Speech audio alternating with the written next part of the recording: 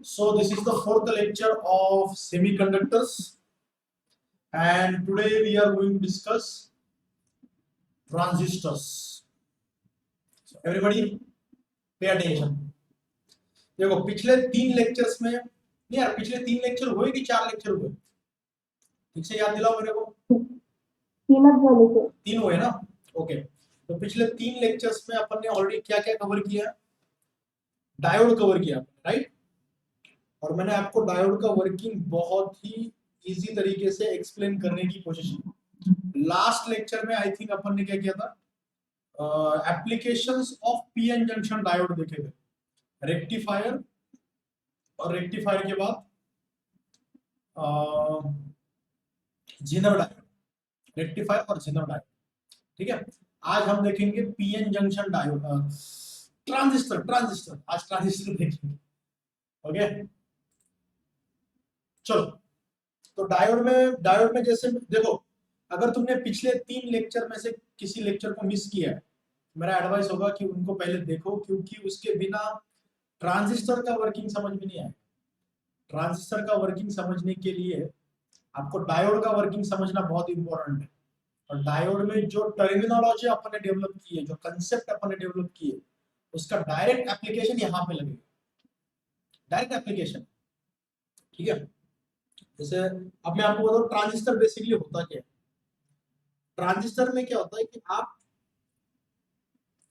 दो same type के crystal को, जैसे एन और एन टाइप क्रिस्टल को एक एक थिन लेयर से, जो कि पी टाइप लेयर है, उससे कनेक्ट करते हो, और ऐसे ट्रांजिस्टर को कहा जाता है NPN transistor.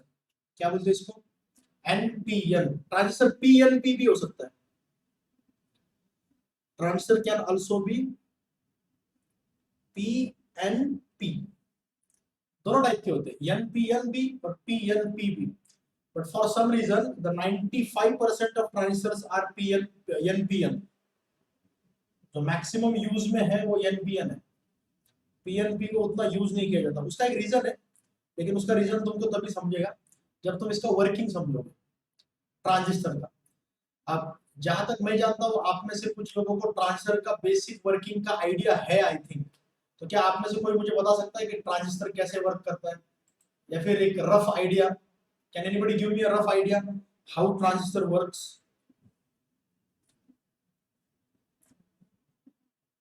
Can you tell me?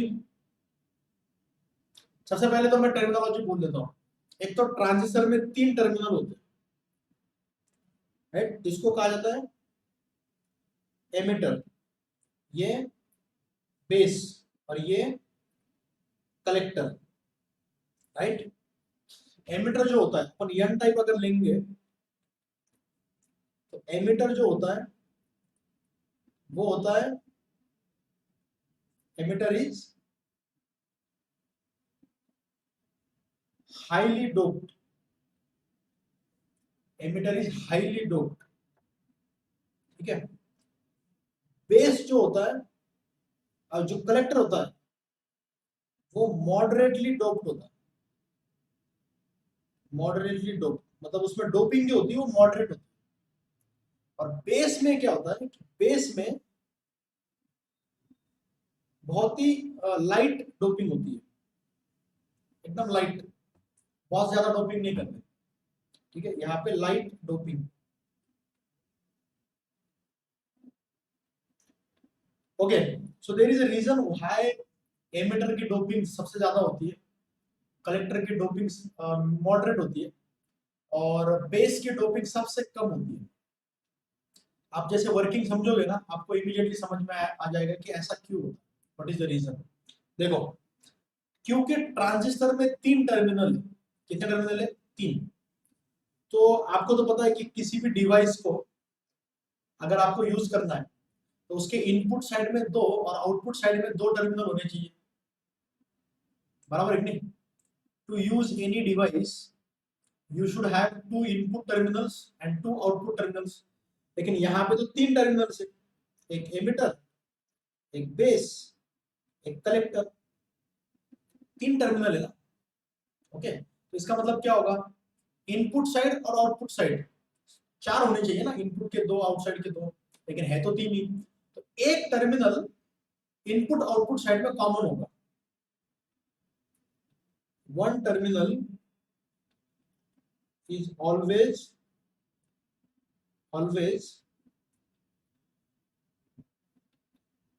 common, one terminal is always common on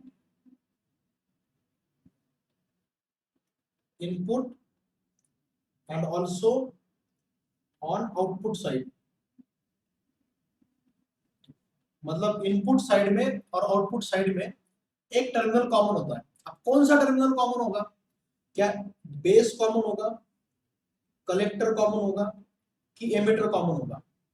मतलब जो ट्रांजिस्टर तुम यूज करोगे, क्या वो कॉमन टर्मिनल बेस होगा, कॉमन टर्मिनल एमिटर होगा, कि कॉमन टर्मिनल कलेक्टर होगा?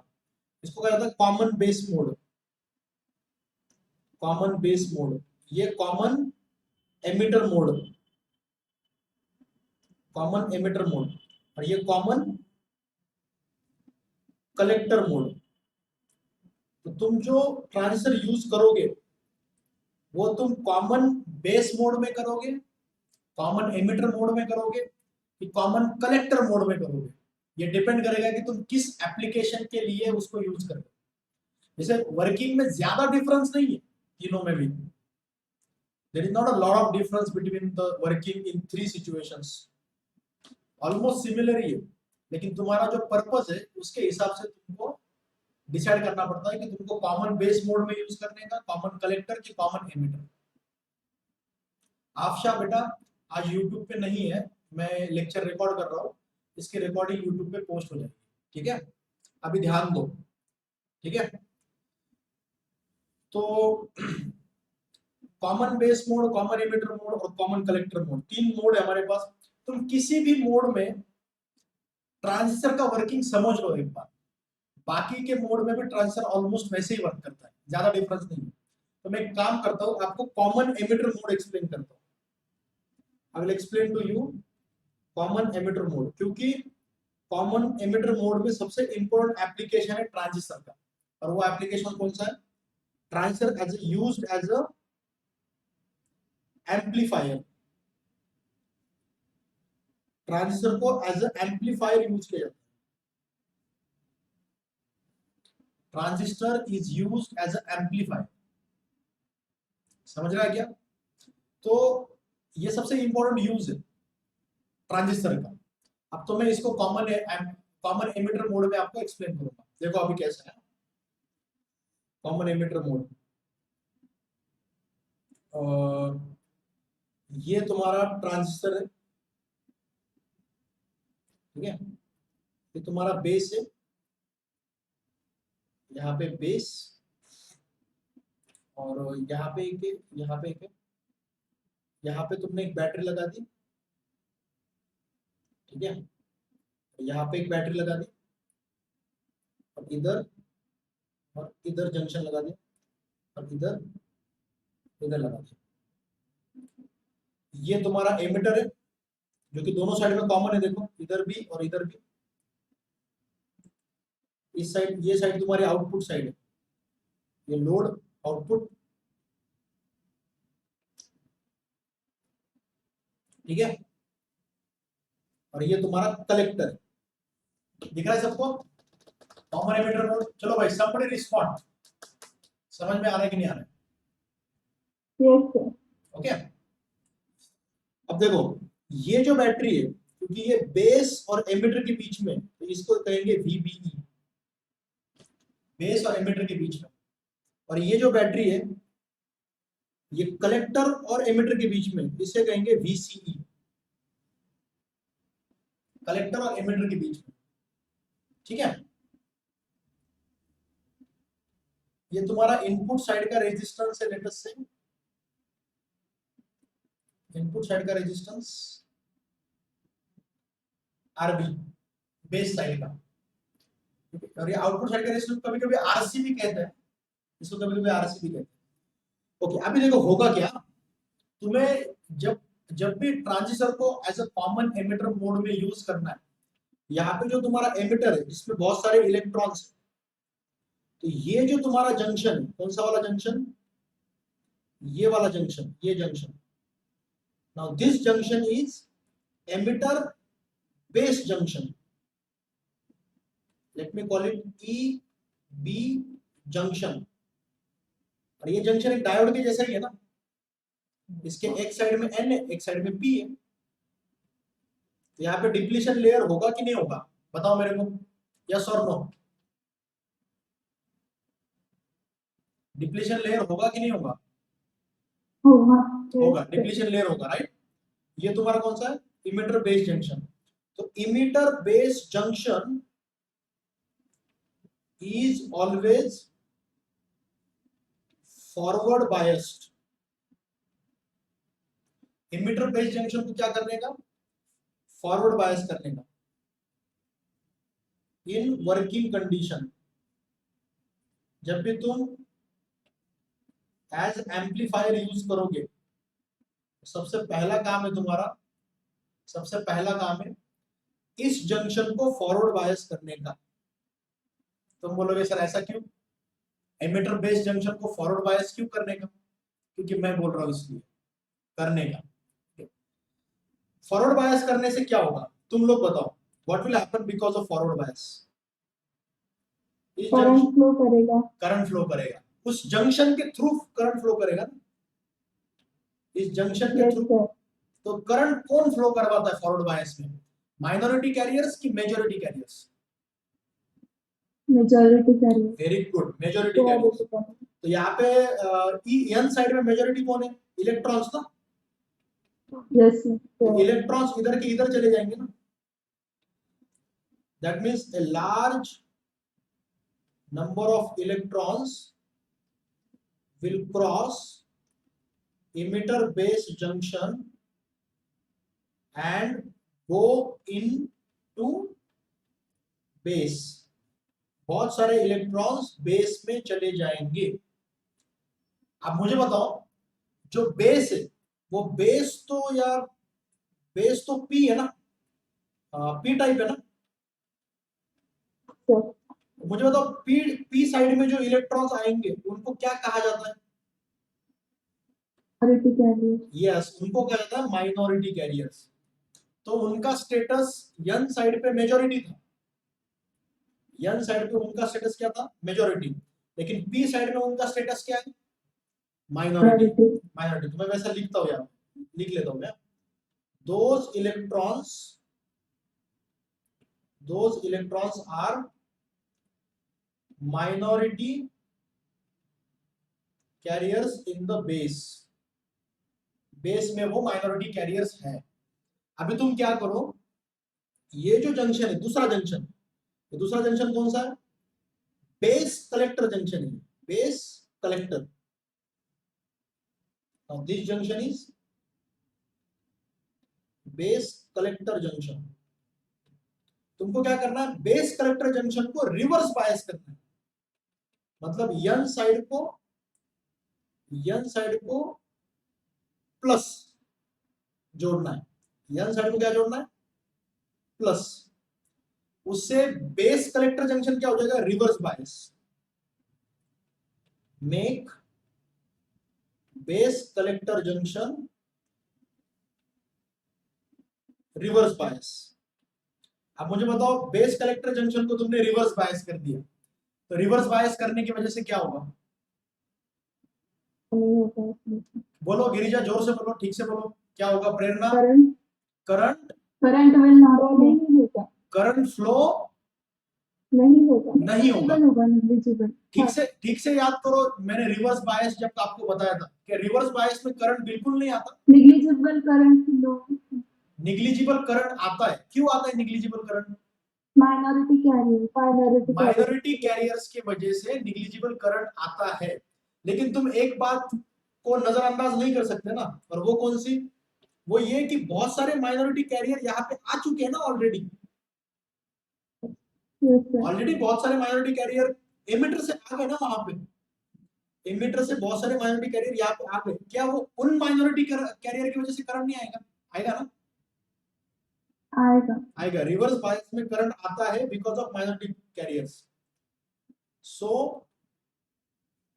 There will be current due to minority carriers.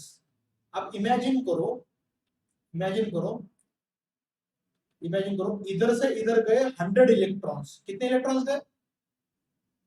कितने गए? 100। 100 अब वो 100 इधर एमिटर में से बेस में गए, लेकिन बेस में उनका स्टेटस माइनॉरिटी का, बेस में उनका स्टेटस क्या है? माइनॉरिटी का। अब वो इलेक्ट्रॉन इसको रिवर्स बायस करने की वजह से वापस इधर जाएंगे ना, हाँ लेकिन सारे के सारे नहीं जाएंगे, सारे के सारे नहीं, 100 में से 90 ही जाएंगे, 90 इलेक्ट्रॉन्स ही जाएंगे। तो बाकी के 10 इधर से जाएंगे बेस में से। 100 इलेक्ट्रॉन्स यहां से निकलेंगे, उसमें से 90 इधर जाएंगे, बाकी के 10 इलेक्ट्रॉन इधर से जाएंगे। समझ रहे हो क्या? इसका मतलब क्या है? इसका मतलब ये हुआ कि तुम्हारा जो बेस में से जाने वाले जो सॉरी एमिटर में से जो इलेक्ट्रॉन निकले, एमिटर में से, इसका मतलब ये हो गया यहां से जो इलेक्ट्रॉन निकले 100, उसमें से इधर गए 90 और 10 गए इधर। मतलब तो ये हो गया, अभी जिस डायरेक्शन में इलेक्ट्रॉन जाते उसके अपोजिट डायरेक्शन में करंट आता है ना, इस डायरेक्शन में एमिटर करंट आएगा, इस डायरेक्शन में बेस करंट आएगा, और इस डायरेक्शन में कलेक्टर करंट आएगा ना। तो मैं ऐसे बोल सकता हूँ emitter current is equal to base current plus collector current, yes sir. क्योंकि जितने इलेक्ट्रॉन्स एमिटर से जाएंगे बेस में, वो दोनों तरफ डिवाइड हो रहे हैं ना, एक कलेक्टर के तरफ एक बेस के तरफ, बराबर है नहीं? तो ये इक्वेशन समझ में आ गया। Emitter current equal to base current plus collector current.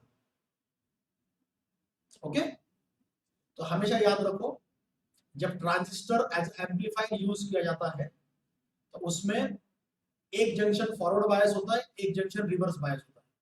ठीक है, एमिटर बेस जंक्शन होगा forward bias, base collector junction होगा रिवर्स बायस। तो एमिटर में से बहुत सारे इलेक्ट्रॉन निकलेंगे, बेस में जाएंगे, क्योंकि वो बेस में माइनॉरिटी है, और रिवर्स बायस में माइनॉरिटी की वजह से करंट आता है, तो वो बेस में से मेजॉरिटी उसमें से इलेक्ट्रॉन्स निकल के कलेक्टर में चले जाएंगे। तो 100 में से 90, 100 में से 95, 96, बाकी के बचे कुछ 3-4 जो है वो बेस से निकल जाएंगे। तो इसका मतलब बेसिक सिचुएशन अभी ये हो रही है, मैं वहां पर डायग्राम ड्रॉ करता हूँ। बेसिक सिचुएशन ये हो रही है, बेसिक सिचुएशन ये है आरसी, ये है RB, emitter base collector. Emitter से करंट आया, सॉरी करंट इलेक्ट्रॉन के अपोजिट रहता है ना, तो करंट ऐसे निकलेगा। एमिटर से करंट आया आई, बेस से करंट आईबी, कलेक्टर से करंट आईसी। ठीक है, ओके। और ये सब कुछ हुआ, तुमने जो 2 बैटरी लगाई ना यहाँ पे, उन 2 बैटरी की वजह से, ये बैटरी और ये बैटरी, ये तुम्हारी बैटरी है VCE, ये बैटरी है तुम्हारी VBE। इस बैटरी का काम क्या है? टू मेक, इस बैटरी का काम क्या है? To make emitter base junction forward bias, emitter base junction forward bias. और इस बैटरी का काम क्या है? To make base collector junction reverse bias. अब तुम कहोगे सर ये सब कुछ हो गया, अब इसका फायदा क्या है? तो क्या हुआ फिर? ठीक है, मान लिया कि I equal to I B plus I C आ गया। ठीक है, मान लिया कि आई बी बहुत स्मॉल है, क्योंकि आई बी में जो इलेक्ट्रॉन जा रहे हैं बेस के थ्रू, वो इलेक्ट्रॉन कम है, और आई सी ज्यादा है। देखो कितने इलेक्ट्रॉन्स बेस की तरफ जाएंगे और कितने कलेक्टर की तरफ जाएंगे, ये ट्रांजिस्टर के मैन्युफैक्चरिंग पे डिपेंड करता है। फिर से बोलो, मैंने क्या बोला अभी? कितने इलेक्ट्रॉन्स कलेक्टर की तरफ जाएंगे और कितने बेस की तरफ जाएंगे, ये ट्रांजिस्टर के मैन्युफैक्चरिंग पे डिपेंड करता है, ठीक है। तो कितने इलेक्ट्रॉन्स कलेक्टर की तरफ जाएंगे, तो अगर तुम ये रेशियो लेते हो आई सॉरी आई थिंक कौन सा रेशियो, आईसी बाय आईई, मतलब आईई से कितने इलेक्ट्रॉन निकले और आईसी की तरफ कितने गए, मतलब इमिटर से कितने निकले और कलेक्टर की तरफ कितने गए। लेटर से इसके तरफ से निकले 100, लेकिन उसमें से 90 किधर गए, कलेक्टर की तरफ, तो ये 0.9 आएगा ना। तो इस रेशियो को कहा जाता है अल्फा। और आईई में से कितने कितने देखो, आई नहीं सॉरी, यहाँ पे आईबी लिया जाता है, ये आईबी और आईसी, ये जो रेशियो इसको कहा जाता है बीटा। ये जो अल्फा बीटा है ना, ये रेशियो फिक्स रहते हैं। These ratios are transistor characteristics। ये रेशियो क्या है, ट्रांजिस्टर कैरेक्टरिस्टिक्स। ये रेशियो क्या है, ट्रांजिस्टर कैरेक्टरिस्टिक्स, मतलब ये फिक्स होते हैं किसी भी ट्रांजिस्टर के लिए, ये रेशियो फिक्स होते हैं। अब इसमें से ये बीटा वाला रेशियो देखो, ये बीटा वाला रेशियो, ये बीटा वाला रेशियो इंपॉर्टेंट क्यों है कि इसमें से ये जो आईबी करंट होगा, ये आईबी करंट होगा तुम्हारा इनपुट करंट, क्योंकि ये तुम्हारी इनपुट साइड है, ये इनपुट। और ये जो आईसी होगा, आईसी ये होगा तुम्हारा आउटपुट करंट, और ये तुम्हारा आउटपुट रेजिस्टेंस है, आरसी। तो आउटपुट करंट और इनपुट करंट का जो रेशियो है वो रेशियो फिक्स होगा। देखो ये IC by IB equal to beta, और इसलिए इस रेशियो को कहा जाता है करंट गेन। क्या कहा जाता है इसको, करंट गेन। करंट कितना गेन होगा, ये रेशियो फिक्स होता है। ये रेशियो यूजुअली होता है 100, 150, 200, इस रेंज में होता है। मतलब इनपुट अगर तुम्हारा 1 एम्पियर है, आउटपुट आएगा 200 एम्पियर।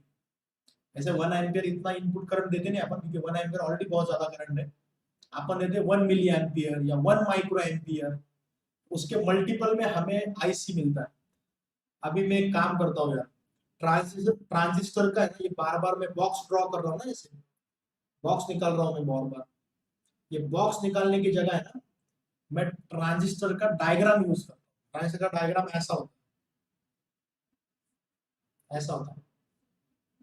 और क्योंकि यहाँ पे इमिटर का करंट ऐसे इधर निकल रहा है ना, करंट नीचे, एरो ऐसे दिखा जाता है।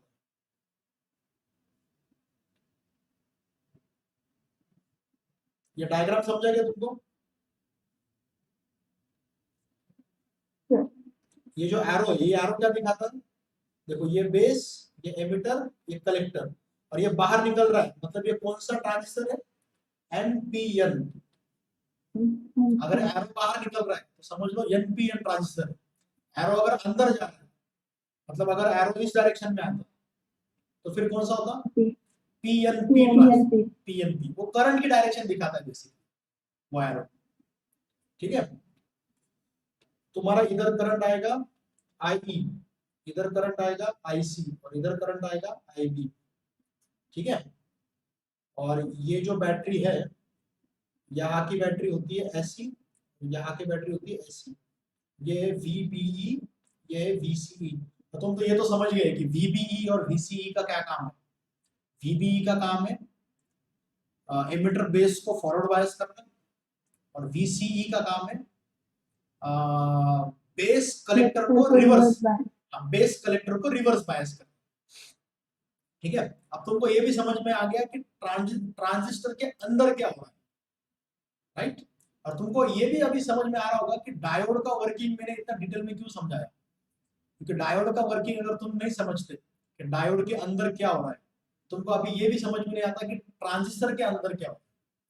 और मैं ये यूं ही नहीं बता रहा, इसके बेसिस पे एग्जाम में थ्योरेटिकल क्वेश्चंस आते हैं, ठीक है। डायरेक्ट पूछते हो कि when transistor is used as a amplifier, नीचे लिखेंगे both junctions are forward bias, both junctions are reverse bias, one is forward, one is reverse। First मतलब collector base is sorry, emitter base is forward and base collector is reverse, या emitter base is reverse and collector base is forward. तो तुमको right option choose करना पड़ता है. C option. Third option will be right option. You have to be very careful about this. Okay, तो तुम्हारा input current कौन सा है? इनपुट है IB.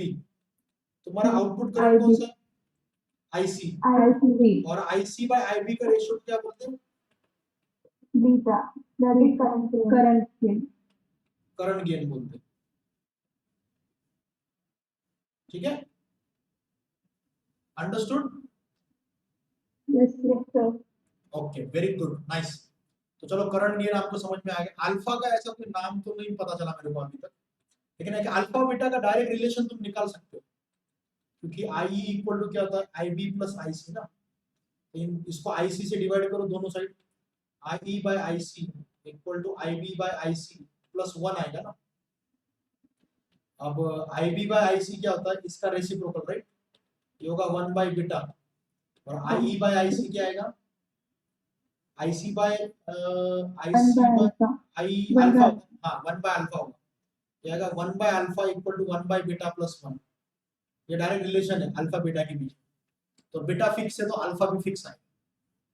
डायरेक्ट रिलेशन है अल्फा बीटा. ठीक है? और किसी भी ट्रांजिस्टर का बीटा मतलब करंट गेन फिक्स होता है. अब इमेजिन करो ये तुम्हारी इनपुट साइड है ना, तो इनपुट साइड में जो करंट है तुमने दिया, लेटेस्ट से IB दिया तुमने 1 माइक्रो एम्पियर और तुम्हारी बीटा की वैल्यू है 100, तो तुम्हें IC कितना मिलेगा? IC equal to beta into IB ना. 1 इंटू 100 तुमको 100 माइक्रो एम्पियर मिलेगा. मतलब तुम्हारा करंट एम्पलीफाई हो गया. ये तुम्हारी इनपुट साइड है. इनपुट में जितना दिया उसका एम्पलीफाई होके आउटपुट मिला ना तुमको.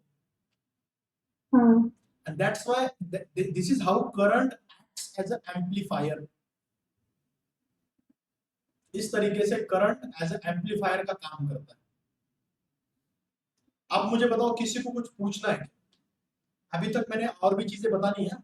मुझे तुमको इनपुट साइड का करंट वोल्टेज का ग्राफ और आउटपुट साइड का करंट वोल्टेज का ग्राफ अभी बताना है आपको. लेकिन वो बताने से पहले अगर किसी को कुछ पूछना है तो पूछ सकते हो आप. If you want to ask me anything you can ask. चलो, किसी को कुछ पूछना है? नहीं? क्या बात कर रहे हो यार? कोई डाउट नहीं? इतना अच्छा पढ़ाता हूं मैं कि कोई डाउट ही नहीं आया अभी. All clear? हाँ, ओके. अभी अपन एक काम करते हैं. ये जो सर्किट है अपना, ये RC, ये IB, इसका इनपुट साइड का ग्राफ और आउटपुट साइड का ग्राफ ड्रॉ करते हैं. देखो, ये इनपुट साइड का वोल्टेज है, ये जो तुमने ये बैटरी लगाई, और आउटपुट साइड में ये बैटरी लगाई. आउटपुट साइड का जो करंट है वो आएगा IC और इनपुट साइड का करंट जो है वो IB. ठीक है? तो ग्राफ ड्रॉ करें दोनों साइड में. दोनों साइड में ग्राफ ड्रॉ करें. इसमें सबसे इंपॉर्टेंट ग्राफ जो है ना वो आउटपुट साइड का है. आउटपुट साइड का ग्राफ. आउटपुट साइड का ग्राफ कैसा आएगा पता है क्या? आउटपुट साइड का ग्राफ ऐसा है, ऐसा ऐसा. आउटपुट साइड की बैटरी कौन सी है? VCE, right? तो यहाँ पे लगा दो VCE, आउटपुट साइड की बैटरी. आउटपुट साइड का करंट कौन सा है? IC. ये करंट है IC. लेकिन IC को कौन कंट्रोल करता है? IC को कौन कंट्रोल करता है? IC को कंट्रोल करता है IB. इनपुट कंट्रोल करता है ना. जितना इनपुट आएगा उसके मल्टीपल में आउटपुट आएगा ना. बराबर ना. तो IC को कौन कंट्रोल करेगा? IB. कैसे? मैं बोलता हूँ कैसे. देखो, तुम करंट दे रहे हो, कौन है? ध्यान दो. तुम करंट दे रहे हो, ग्राफ ऐसा है ना. देखो,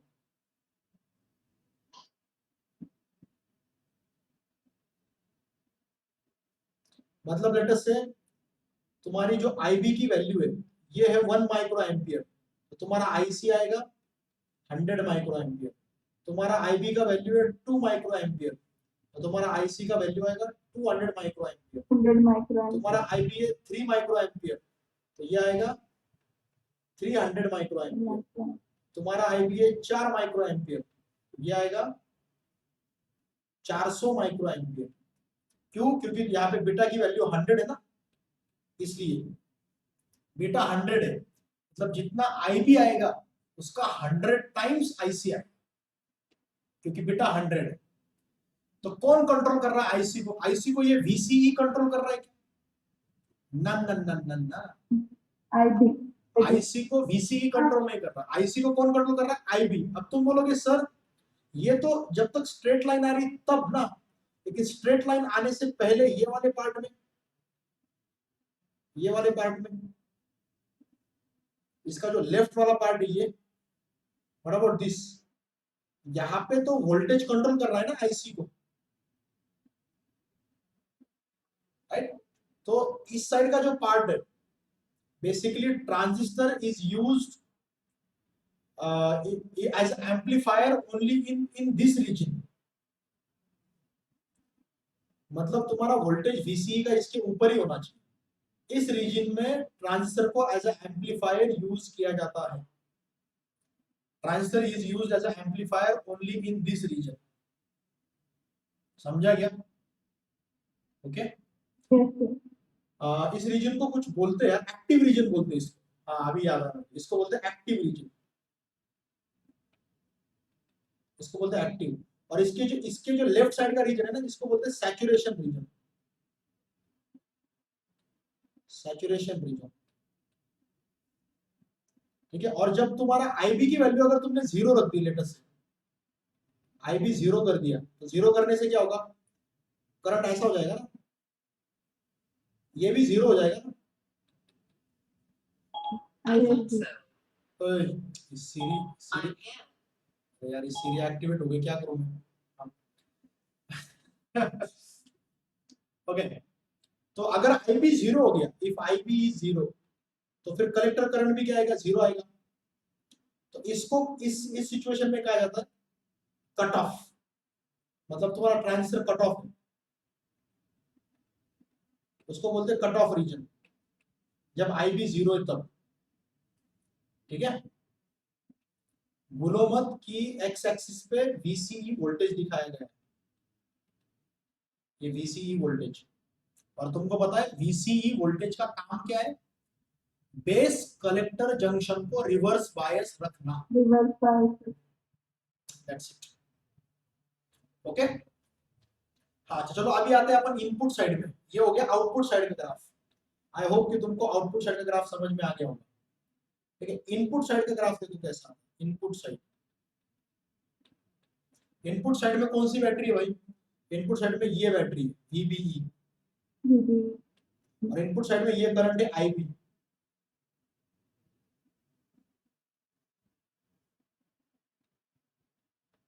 VBE और IB। और तुमको तो पता है कि VBE का काम क्या है, मुझे बताओ। VBE का काम क्या है? To make junction forward. हाँ, इमिटर बेस को फॉरवर्ड बायस करना, इमिटर बेस को फॉरवर्ड बायस करना। तो फॉरवर्ड बायस तो तभी होता है ना जब तुम 0.7 वोल्ट के ऊपर देते हो,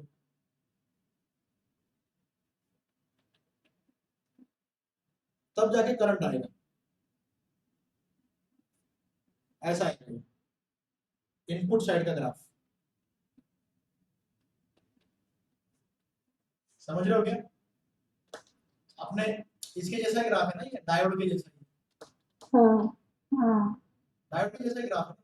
तुम 0.7 वोल्ट के ऊपर करोगे, तुम सक्सेसफुली उसको फॉरवर्ड बायस कर दोगे, करंट आना शुरू हो जाएगा। Got it? आई होप कि तुमको ट्रांजिस्टर का वर्किंग समझ में आ रहा होगा।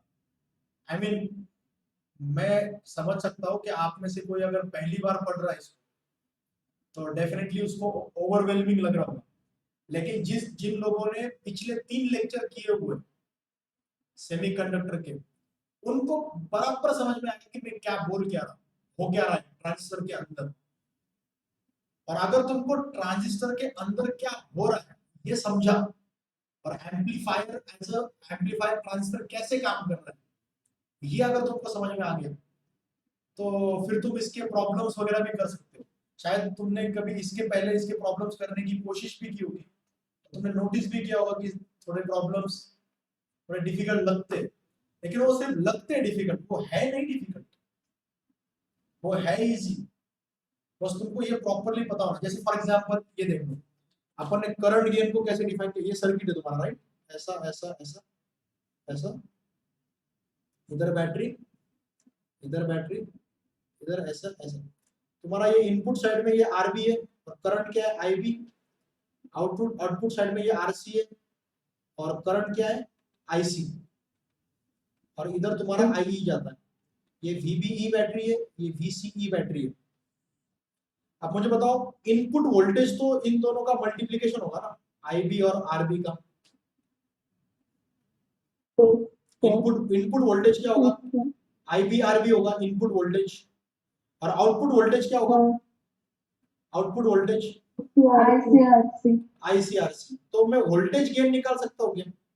वोल्टेज गेन, वोल्टेज गेन मतलब वोल्टेज कितना बढ़ेगा, कितना टाइम्स आएगा वोल्टेज, वोल्टेज कितना टाइम्स आएगा? Output voltage upon input voltage. तो आउटपुट वोल्टेज कितना है? आईसीआरसी। इनपुट वोल्टेज कितना है? IB RB. तो मुझे बताओ आईसी अपॉन आईबी क्या होता है? आईसी अपॉन आईबी तो बीटा होता है ना, ठीक है नहीं? बीटा। तो ये आ जाएगा तुम्हारा वोल्टेज गेन। ये करंट गेन है, और वोल्टेज गेन को एवी से दिखाया जाता है, वोल्टेज गेन। इसको कहते हैं वोल्टेज गेन। समझे कि नहीं समझे?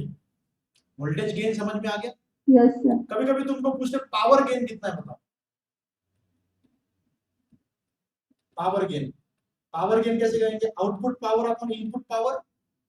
आउटपुट पावर क्या आएगी? Output current IC into output voltage upon input current IB upon output input voltage ना, बराबर? Output power equal to output current output voltage, input power equal to input current input voltage. क्या आएगा इनका ratio? Output power output current output voltage, input power input current input voltage. यहाँ पे फिर से IC by IB आ गया ना, IC by IB into V naught by V I. Now IC by IB क्या होता है? Again IC by IB is beta, and what is V naught by V I? AV ना, voltage gain. Voltage gain into current gain is power gain, right? ये होगा beta into AV. क्या होता है? Power gain. ये है ना power gain, ये आएगा beta into RC by RB. Basically beta square into RC by RB आ जाएगा। This is power gain. समझे कि नहीं समझे?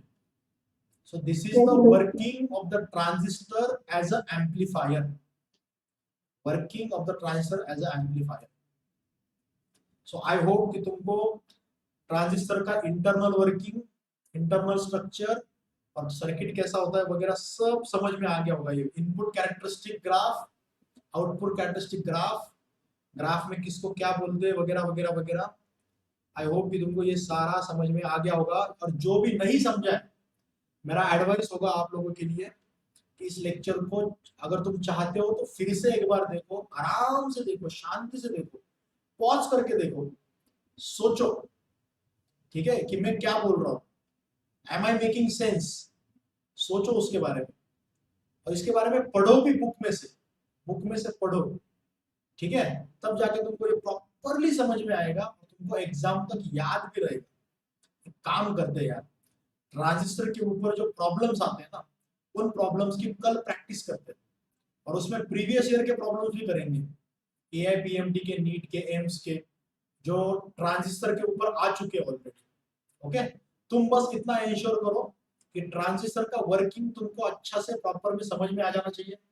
ट्रांजिस्टर का सिंबल, उसके 3 टर्मिनल।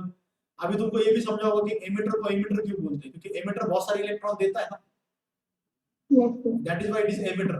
बेस को बेस क्यों बोलते हैं, क्योंकि बेस के थ्रू ही तो सब कुछ हो रहा है। Base is acting as a base ना for all the operation. And collector को कलेक्टर क्यों बोलते हैं, क्योंकि वो कलेक्ट कर रहा है ना इलेक्ट्रॉन्स को। तो ये नॉमेनक्लेचर भी तुमको, ये सब कुछ लॉजिकल तुमको क्लिक होगा, सारी गोष्टी, सारी चीजें, सगळ्या गोष्टी तुम्हाला क्लिक होतील. तर तुम्हाला वाचावं लागेल पहिल्यांदा. प्रॉपर पुस्तकातून वाचा, माझा ऍडवाइस घ्या. त्याला चांगल्या पुस्तकातून एन सी वर्मा किंवा तुमचं कुठलं आवडतं पुस्तक घ्या, एनसीईआरटी घ्या, बोर्ड घ्या, त्याला वाचा एकदा. ठीक आहे. तुम्हाला काही नवीन गोष्टी दिसतात, सापडतात तर मला पण सांगा. आणि आज मी तुम्हाला शिकवलंय, जे फॉर्म्युले डिराईव्ह केले, त्याला चांगलं नोट करा तुमच्या नोटबुक्स. ठीक है, चलो भाई, तो आज यहीं पे रुकते. Tomorrow we will be solving problems on transistor, all problems, general problem भी करेंगे और प्रीवियस ईयर के भी करेंगे, ट्रांजिस्टर के स्पेशली. ओके, चलो भाई, till then good day, stay safe, stay indoor, और पढ़ाई करते रहो, पढ़ाई रुकनी नहीं चाहिए.